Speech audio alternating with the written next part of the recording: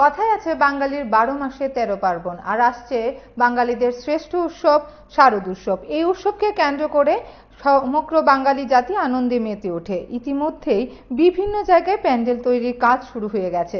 শহরের মহারাজগঞ্জ বাজার সবজি ব্যবসায়ী সমিতির উদ্যোগে প্রতি বছর দুর্গাপূজার আয়োজন করা হয়। এবছরও তা ব্যতিক্রম হয়নি। বুধবার ঢাকের বাদ্যি আর পুরোহিতের মন্ত্র উচ্চারণের মধ্য দিয়ে সাঙ্গ হয় খুঁটি পূজা।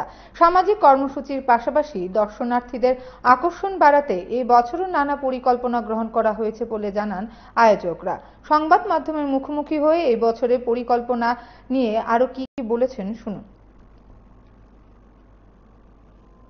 মহারাজগঞ্জ বাজার সবজি সমিতির আগমনী শুরু হলো এবং আজকে খুঁটি পূজা দিয়ে আমাদের শুরু, এবং আমরা অন্যান্য বছরে যা যা পরিকল্পনা থাকে এবং প্রত্যেকটা পরিকল্পনা এবার থাকবে, এবার বিশেষ আকর্ষণ থাকবে যেটা আমরা পূজার 5 থেকে 7 দিন আগে আমরা ঘোষণা করব।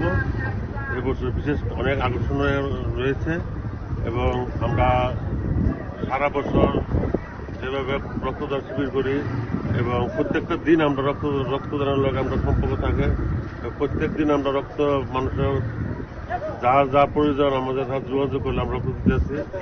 এবং অন্যান্য বছর যেভাবে প্রসাদ দেওয়া হয়েছে যেটা ত্রিপুরা রাজ্যের নজিরবিহীন ঘটনা।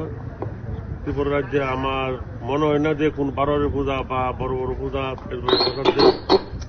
আমরা সন্ধ্যা 8টা থেকে রাত্র 2টা-3টা অব্দি অনবরত প্রসাদ দিই।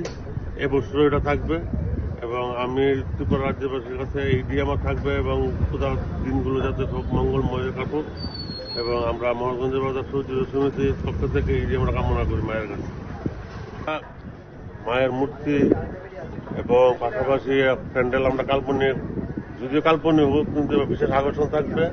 এবং আমি সবার কাছে একটাই কথা কমু যে পূজার দিনগুলো যাতে সবার আমরা একত্র থাকি এবং ভাতৃত্ব বজায় রেখে আমরা আনন্দ করতে পারি এবং এটা যাতে আমাদের আনন্দময় উঠুক, এই আমরা রাজ্যবাসীর কাছে সহযোগিতা চামু এবং আমরা মার কাছে এই করোনা করবো যাতে সবাই যাতে মঙ্গল থাকে এবং ভালো থাকে।